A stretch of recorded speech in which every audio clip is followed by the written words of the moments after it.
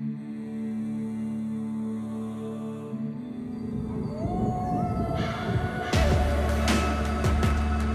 land, the animals, and the people. Welcome to the Wolf Connection Podcast.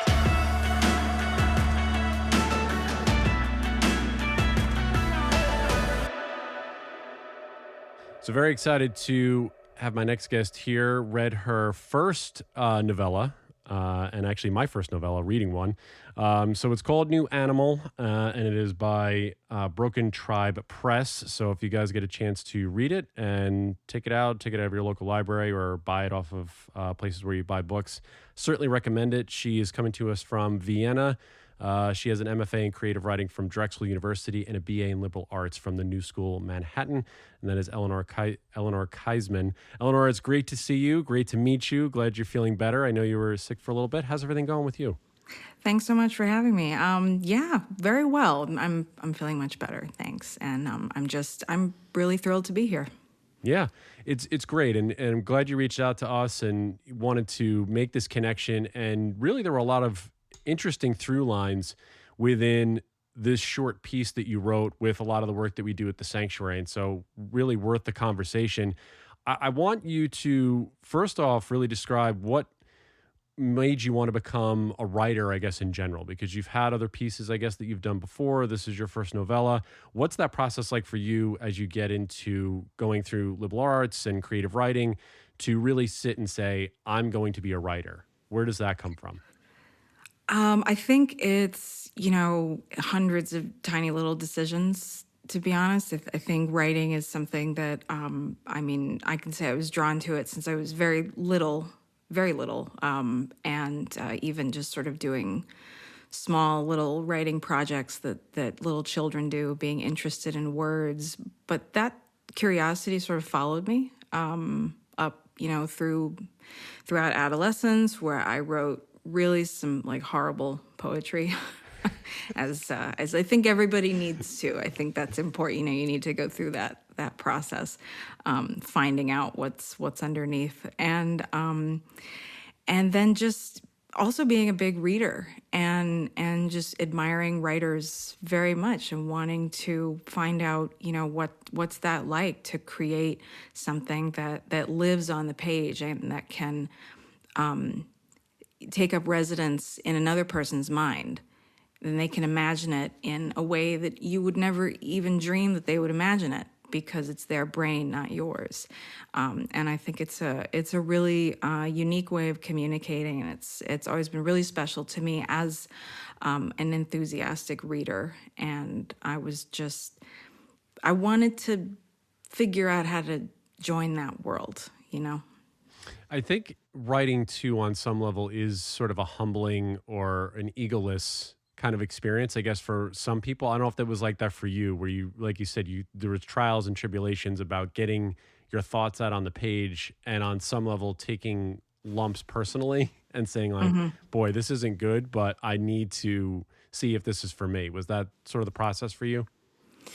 Yes. I mean, it's funny because I was just talking about this recently, that I think there is a part of being a writer that has to be very egotistical. I think that you do need to be quite selfishly in love with the sound of your own voice, the sound of your own thoughts. That has to happen, because otherwise you'll never write. You won't do it.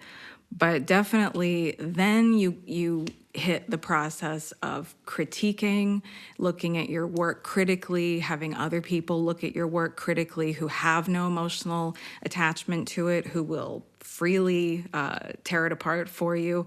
And I think that's really hard to get used to. It's a steep learning curve. It happens fast, but ultimately it becomes like the most valuable part of the writing process. Showing your work to people that you really trust to give you an honest feedback is humbling. It can be a little raw and a little painful, but so valuable.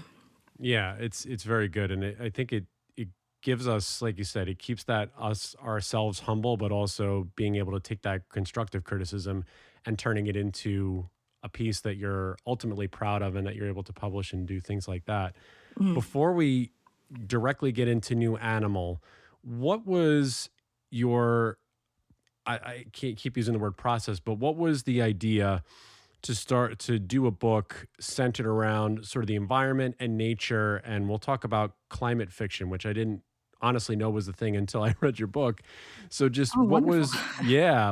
how did that influence you, or what was the turning point that you wanted to go in this direction for this specific book? God, it's a really good question. I don't know that there was really one moment that did it. I think it was I became interested in climate fiction because I became interested in nature writing, and then I think I just sort of follow these like rabbit holes of interest that I get involved in, and I was interested in nature writing, and it led me to the author Diane Cook. One book in particular I think it's her only novel, and I really hope that she writes another one, The New Wilderness. And that's a full-length climate fiction novel. I highly recommend it. It is, I thought it was so incredible how she has these two very like distinct lines going in the story. One is an incredible mother-daughter relationship, and the other side of it is people coping, in the near future. Planet is falling apart. There is like one wilderness reserve left on the planet. I don't remember if it's called The New Wilderness in the book, but in any case, I was fascinated how a person could craft a story set in a futuristic world, not too different from our own, and really tackle some very current and necessary emotions and relationships. Now, if we side by side that with my love of Jack London and White Fang, and particularly Call of the Wild, this book just took up residence in my heart forever. And the character of Buck burned into my mind. Like, sometimes I just sit and think about the character of Buck. He's just so wonderful, so lovable, and it's such a sad, beautiful story. And I think that then, lastly, I will say that with animals, there's this incredible, with animals, there is the nonverbal in us is the nonverbal in animals. We are truly linked in that way. And there's so much of our experience that's so prevalent that is without language. Yeah. So I wanted to use that. I really wanted to use that. Yeah, and it's really prevalent throughout your novella, and it's a lot of what we see at the sanctuary when we describe the stories of our residents that come and we're giving them their forever home, and how that's reciprocated with the youth that come on site, the adults that come on site for an event, whatever that may be, is that value of storytelling and that reciprocation, like you said, that nonverbal communication, and not being able to necessarily touch all of the wolves or the wolf dogs that are there is such a very profound and powerful way to connect that it's a lot of what we've lost. And you've put that into New Animal in some way. Give everyone, I think you described it fairly well, but just as a overall, a quick description of climate fiction. I assume it's what you described, so essentially science fiction, but a little bit more reality based. But give your assessment of what that means so people understand sort of the genre and how it came to your attention. Yeah. So, all right. What is climate fiction? Yeah.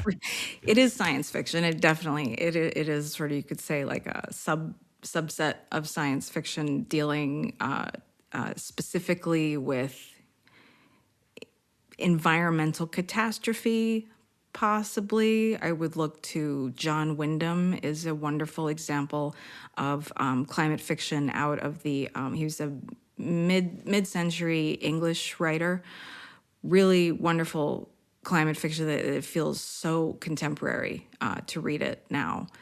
But he's dealing with catastrophic environmental changes, global warming, as we would have said maybe, I don't know, 10 years ago, and now we would say climate change, this kind of thing. And I think often, well, it's not set all that far in the future.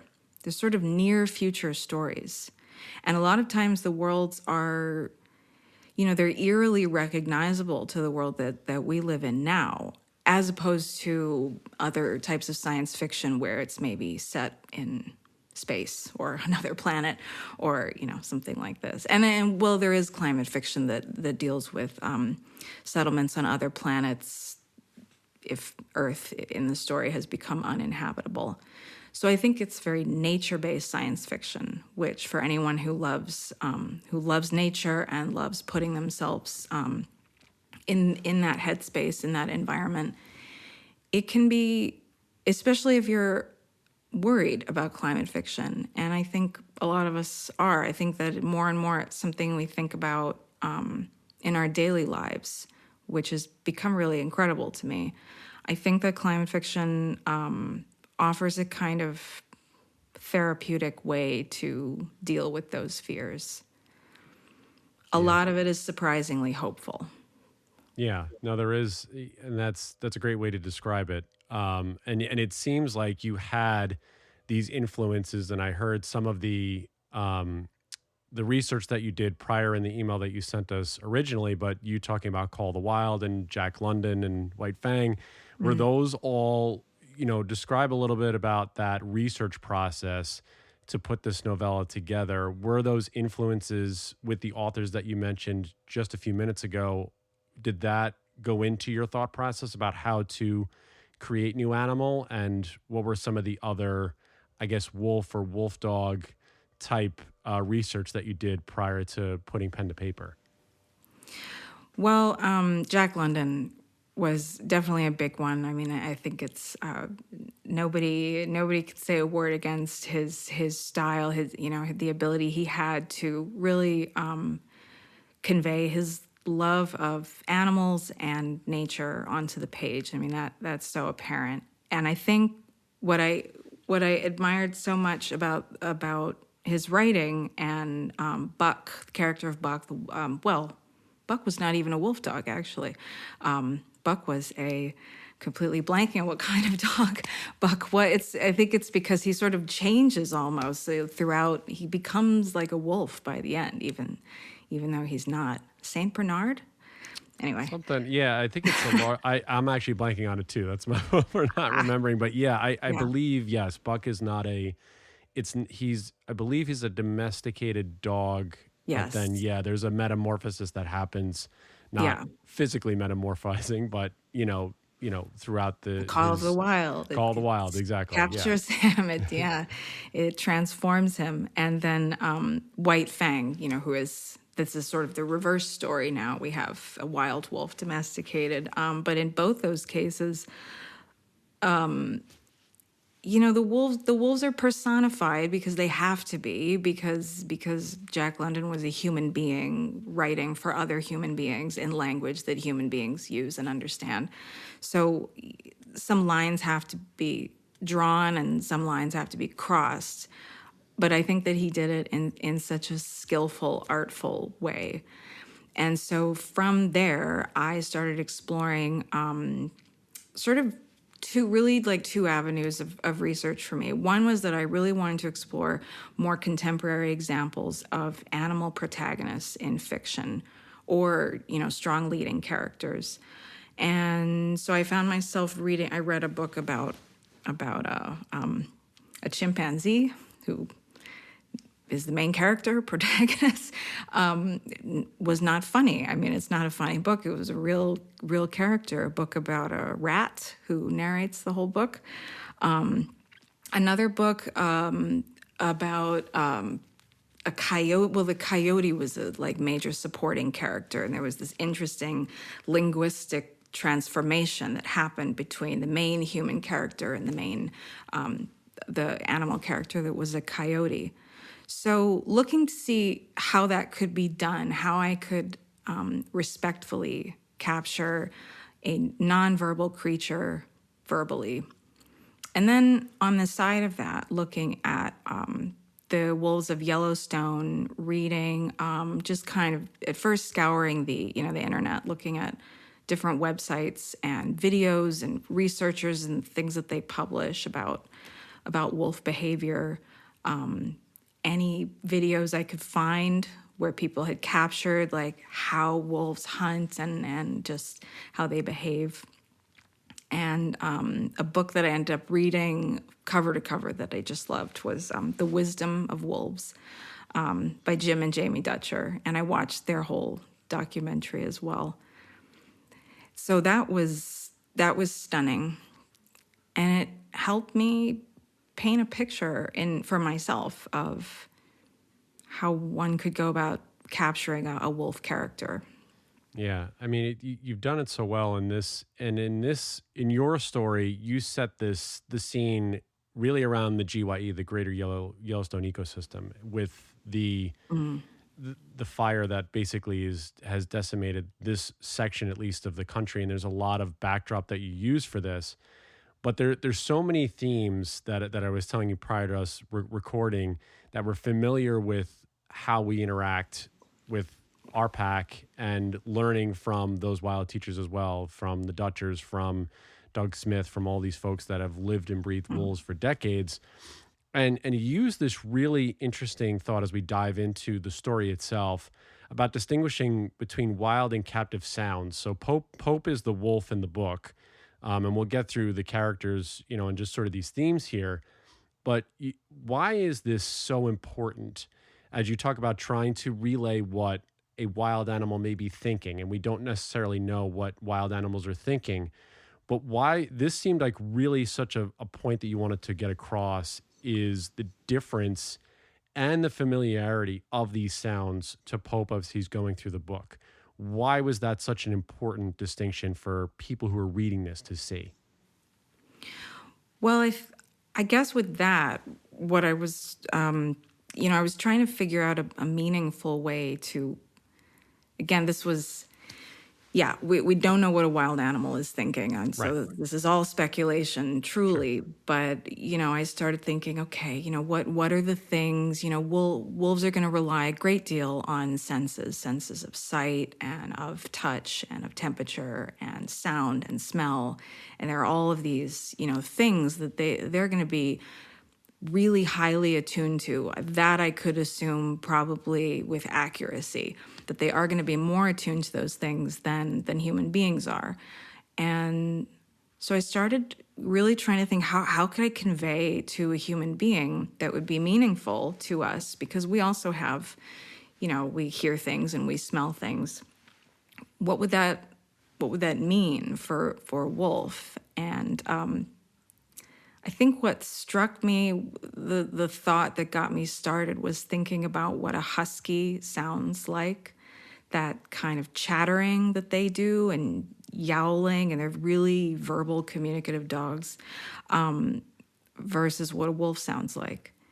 And it's, I really had to wonder, like, what, I don't know. This is pure speculation, and I don't even know that I really answered it definitively in the book, and I didn't want to. But what would that sound like to a wolf? Part of me has to wonder if it would just sound so bizarre, so near to them, and yet so far. And I will say that this book is a bit of a metaphor for me. That when I get to thinking about language, I've lived outside of the United States for about 13 or so years, and lived in different cultures and different languages, and heard different Englishes spoken. And I begin to realize that that's become part of my life too. Things that sound like me but do not sound like me. It's something recognizable, but like the essence of it is different, or maybe the essence of it is the same, but the expression of it is different. Somewhere there's this split. And so I wanted to capture that with these dog sounds and wolf sounds. Yeah, we have that with a lot of our pack that come to us, is that how do the thing they do together is howl. And so that the voices are unified in that way. So if there's something going on, whether it's in one den or the other, they're always communicating. Or if somebody's or one of the wolves or wolf dogs is out on leash and they're going for a hike, there's always this sort of, for the most part, there's this chorus of, hey, what's going on? Where are we going? What's happening? Yeah. And so I love that correlation that you have, being sort of your own wolf in another place where you don't really necessarily know all the sounds, but they are somewhat familiar. It's really, it does fascinate me in that way to try and bring that to life through the pages. The other thing that I really saw in this, and this is, again, like you say, not too far in the future. We're talking, I think maybe it was 2081 or something like that, right? Somewhere in that, Yeah. somewhere in that range. Animals are still being treated as trophies. There's still this ownership, not companion, equal. Was there an underlying metaphor or distinction you're trying to convey, or was it simply just that even though that we've had these great disasters happen and this shift in our climate, a shift in our way of being, humans still have this need for domination or ownership over anything that may be wild in their society? Yes, I mean, I think I really just wanted to talk about exactly that. You know, it probably began when I started thinking about if a wolf came across a domesticated dog, like what would they think? Which is just really, it's a huge what if question. And then I started thinking, you know, what would they notice? They might know why there's a thing around its neck, and there's a human attached to the thing, and when they pull it, the dog goes. And you know, we see, and just in my life, in my daily life, I see that kind of thing all the time. And you know, when you get a thought in your mind, and it's like all of a sudden everything, just because you thought it once, you can't unsee it now. Everything starts looking weird. And I probably began to notice the way people treated their dogs. Just suddenly it seemed so strange to me. And I grew up with dogs. My father actually, he bought at least twice bred dogs.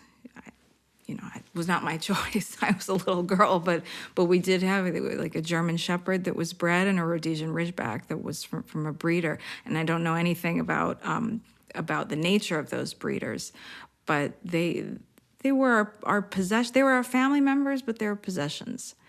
And just, I guess, to get a little bit more personal, it really hit me. A few years ago, I went through a divorce, which was awful on many levels. But there's one little thing that just stood out to me as so horrific. We had a cat, and this cat was truly my cat. The cat became a piece of property. And it never dawned on me that such a thing, you know, would happen. It became something that like took on monetary value and was discussed and negotiated, and like eventually was just determined, oh, it's like a frying pan, like an unimportant piece of property. Don't worry about it. We have bigger things to focus on. And I think it's everywhere in our culture. Our pets are our belongings. Wow. Yeah, we've seen that again. Another through line that we have is, and it goes back, I think, to ego, and what you're describing there too is that we, on some level, instinctually have the need to try and dominate and to own and to make sure these possessions, once they come into our home or into our lives, that it's something that we need to have. We need to take, and we need to touch, and we need to make sure that it's ours, whatever that situation may be. And for you to get personal with that and to bring that personal experience into your writing obviously speaks to the volumes of how it impacted you and how it's impacting the story that you're trying to convey in New Animal. And it shows when Pope meets, it's Hume, right? Is that how you pronounce? Hume, yeah. Hume. So you walk this line because you talked about that where I forget who was the author that you said had the parallels in the story. Was that Diane Cook. Diane Cook? Yeah. Where you describe Hume, who's a wolf dog, and there's an obedience there, but there's always this wild instinctual part that lives inside, because in a way Hume does have part of the wild in him, but they don't know how to react with it when they see Pope, and Pope only knows wild. So what was that sort of that push-pull, that tug that you were feeling from your personal experience that you brought to the pages then to describe sort of those interactions between Hume and Pope? Well, I think the sort of push-pull between, tame and wild, I think it's something I think about it in myself, and it's something that I see in people in general. I think it's a part of our lives, maybe more than we give it credit to be. That we want to be free, but freedom involves letting go a lot of control, but we hate being out of control. And our world revolves around how much control do you have? That is so key for us. And so with Hume, I wanted sort of he's a bridge character. He exists to take up space in between where Bill's existence has to stop and where Pope's existence has to stop. What Bill cannot possibly understand and what Pope could never possibly understand. And Hume is there. And I think I don't know. I don't think he's so conflicted in himself. I mean, this is again full speculation. Is a wolf dog conflicted in themselves? I couldn't possibly say. But I mean, I do know in my research, don't they say that somehow a wolf dog is more unpredictable than a wolf, because you don't actually know when is the wolf going to come out. Whereas with a wolf, you could learn their behavior and predict their behavior. Whereas a wolf dog, we don't know. And maybe you could say the same for some people who haven't learned to tame that wild side of themselves, or accept and come to terms with the wild side, that we don't know when that wildness will come out. I mean, you speak to something that we deal with whenever we get a new pack member, is we're doing the assessment and trying to figure out, right, what is this wolf dog going to present? And those things, we call it sacred timing. We never know where are we actually going to see the true nature. And it's not necessarily a bad thing. And I think this is sometimes where we as a species sometimes want that immediate response and go, okay, what are we going to be dealing with going forward? And it takes time for, be it a human, be it a wolf, be it anything, to really show its true nature, especially when it's been bouncing around, at least in our experience. When an animal's been bounced around to different places or dealt with different traumatic imprints, when can it actually be itself? And so that, I think, is such a good line that you draw there. And it speaks to what we do with the communities that we serve, with youth or foster children or adults that come into the sanctuary, understanding that the space there at Wolf Connection is a safe place to essentially be yourself and show who, talk about your gifts and give us your knowledge and power and tell us how you really feel. Whereas, like you said, the control and the constraints sometimes of our normal lives just don't necessarily, whether inadvertently or not, are not allowing those things to come to fruition. So that's a great parallel that you drew there. And I didn't realize Hume was sort of that bridge character, but now that you say it, I see it between Pope and Bill, and merging those two worlds. Yeah. Mm-hmm. Yeah. I mean, and that was my next question, but you already answered it, was drawing that parallel between humans and animals there. I do love the overall dynamic of the theme that you have of pack dynamics, because Bill has, in a way, such a tragic story from his, I would say, his human life. And now that he moves into where he's, the whole time with Shirley. I'm not trying to give away the entire book as I talk with you to people who haven't read it yet. But it speaks to, like you said, this wild side. And then going into this sort of wolf world with human Pope. How did you try and balance this relationship with going from human world and control and constraint and things like that, and finding that maybe Bill was a little bit more wild inside of himself and trying to tap into that, maybe for better or worse, in a way that didn't necessarily work out the way he might have hoped? Well, let's see. It was, in part, some of it is down to that Bill is different.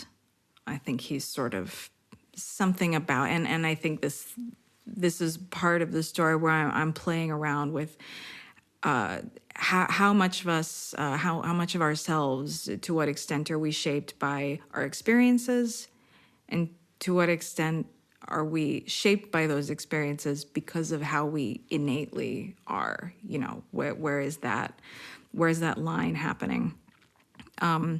So I think I wanted him to just be different, to be more inclined to be curious about the natural world, to be influenced by the natural world, you know, and then he has some experiences as a boy which open him up to that and sort of open doors in his mind that can never be closed. So that's how I wanted to approach him. But you mentioned the pack dynamics. I mean, that was sort of how I wanted to approach that in learning a bit about pack dynamics myself, attempting to use that so that Bill could form a relationship with Pope. And I really hope that I did a good job. It was very difficult. You know, I mean, I was very fully aware that there were some words I was using that are debatable. How much of the, like, alpha, beta, omega, you know, how to what extent are these human concepts that we have conceived of? How much do they actually cross over to wolf pack dynamics? Could I have some poetic license to use them anyway? You know, these were questions I had to answer. The Wolf Connection podcast is now sponsored by our new partner, Jacques-Marie Mage. This LA-based brand is known for their limited edition, handcrafted eyewear and luxury goods, but also for their stewardship program, which supports various nonprofits and individuals who are working to protect a future for wild wolves. The more we talk, the more it really seems like, too, a major storyline you had is breaking through these constraints. And so Bill, like you said, having the influence of the wild and not pushing those things away, but sort of bringing that into himself. Do you have any, like, was there a personal experience or anything that you sort of relate with Bill of, like, wanting to not necessarily be constrained as an author and wanting to sort of move into these wild landscapes where you don't know what necessarily would happen, but sort of leaving that door open for the possibility of what's going on? I mean, I think probably a few sort of personal influences that I drew on to create that. And one would be just my personal experiences with animals in the way that unfortunately I don't have a pet right now, but I always did have pets. To use a very control-y ownership type of word there, pets, but for all intents and purposes, they were. Right. The way that I learned how to communicate with them, the way that we built up our own language, and the way that I had to dispense with certain human things in order to understand them and to have them understand me and to develop this relationship. The other side of that, and that's where this book is, for me, really a metaphor, is leaving behind, leaving America. And I suppose sort of the gradual stages, like first, all of us, we all leave our childhood. That's gone, can never return to it again. Even if the house is there, the people are there, the house is different, the neighborhood's different, the people are older. there's always something that we are leaving and going off into the great unknown, letting go of control into the wilderness of our lives. And it is a wilderness until we begin to see a path.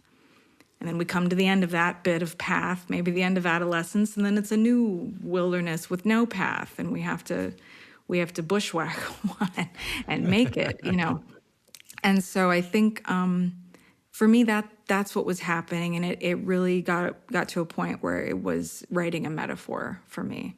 My own experiences with, after childhood, adolescence, young adulthood, and then leaving the country completely and going off to places where I had no roadmap, I had no set of instructions, and had to figure it out. Figure it out, yeah. We always have to figure stuff out when we get to that point in our lives, right? Yes. I mean, when you finally see in this story that Bill, Hume, and Pope are together, there is this glimmer of hope and of this unnatural pack dynamic, which also gets into what we have at the sanctuary, that we have a lot of different residents from all over the place. And so very few have essentially come together. What was that when you look to find this balance? And that in a way is what I love about this novella, is that it's short enough to where you didn't think you'd have multiple little stories inside of this short of a spot.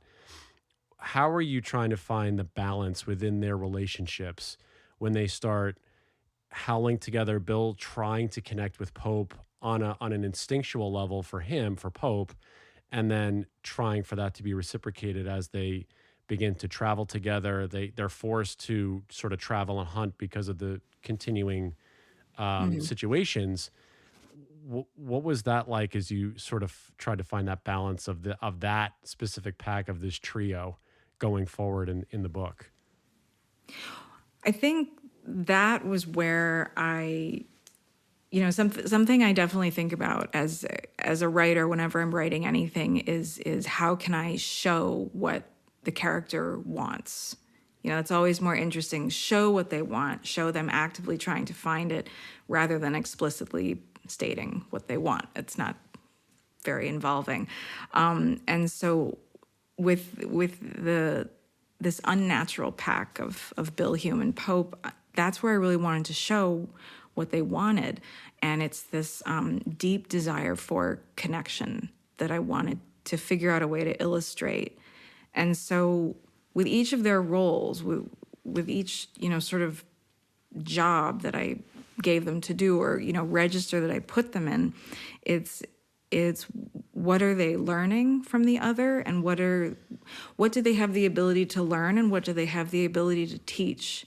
And then as they're learning and teaching from each other, they're growing into this cohesive, functioning unit where they're able to accomplish things and accomplish survival for a time, Right. And so that's what I was trying to do there. That I was really trying to show what they craved, what they wanted, whether they even knew it or not. Yeah. And I wonder if, and I don't know if you did this intentionally, is the need or the want to connect was a detriment to Bill earlier in the story. And now, obviously, as we get down the road, with Hume and Pope, there's a similarity in some ways of how, the book sort of concludes. Is there ever a thought of like, the need or the want for connection sometimes can be a detriment to us as we move forward and looking, like trying to force this connection, as you say, with Pope and Hume. And it comes full circle in some ways for Bill, at least the way I grasp it personally from reading it.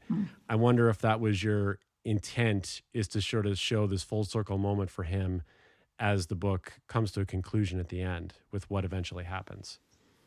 Well, I don't know if that's something that you see in your sanctuary. You mentioned force connections. I mean, you say you have all of these, sort of different elements coming in, and speaking in my own experience and for myself and what I've seen and things I've read and what I know to be true about people, we need connection, but I think that need will override our better judgment, and I think that we will try and force things when they don't work. And I think that there was an element of forced connection in this book.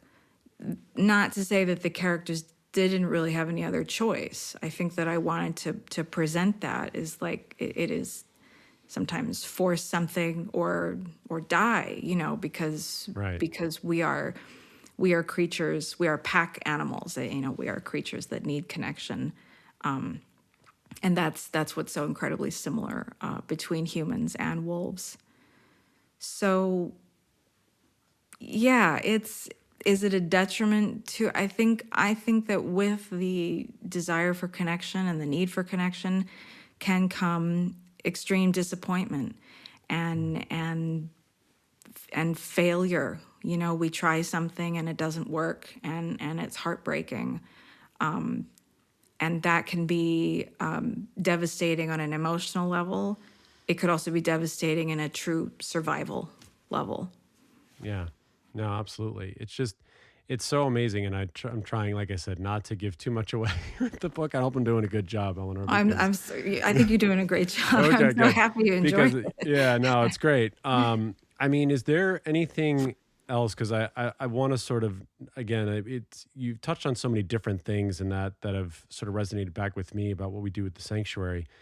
What is something that if someone was to pick this up and, from you as a writer and from someone who has gotten this out and published, what is something that you want folks to take away from this if they listen to this podcast and they go out and buy it or get it from the library or whatever? What is the thing that you most want folks to have come across as they read this and share this story maybe with other people? Well, I think where this book, where there's a parallel between what you do at the sanctuary and what I would want people to take from this book is hope. I think a lot of things we've talked about have been regarding the book have been quite heavy, and there's been there's definitely elements of sadness and loss in the story. But I think that ultimately the message is one of hope. I think that the book may end on, I hope that it ends on an ambiguous note, leaving the door open for something else to happen, for another, just as avenues, doors close for us, another doors open. And I hope that that's what people take away when they read the book, that hope is the last thing to get snuffed out. And in some cases, it never, ever gets snuffed out. And that's sort of the thing about being humans, is that we keep going forward. We keep trying to make things work and make things better. And in sort of in the climate fiction vein, I would hope to say that, our world is changing. We can't deny that at all. I think we're going forward looking at it in terms of, what can we do as human beings? But I wonder if at some point we're going to need to figure out how can we work with animals as a partnership. Yeah, and I think that's also something you put in this story is the need, or really the acceptance of partnership and learning from one another in different ways. And I put that in there because it's Pope ultimately becomes sort of this hybrid in a way throughout the story as Pope evolves and Bill evolves and Hume evolves. And it's really, it's interesting. And like I say, for this to happen all within a very short page number is quite interesting to me. So like I said, my first novella, and be able to have some of that depth in there was really great. So for those that are listening, where can they find New Animal? What's, a website you want to plug, anything like that, so that people can maybe see maybe your next novella upcoming or any of the other work that's going on? Well, you can find me at my website, eleanorkeisman.com, and there are links to purchase the book there. You can also highly recommend going to Broken Tribe Press website, where you can find links to, I believe those links go directly to bookshop.org, which is U.S. only.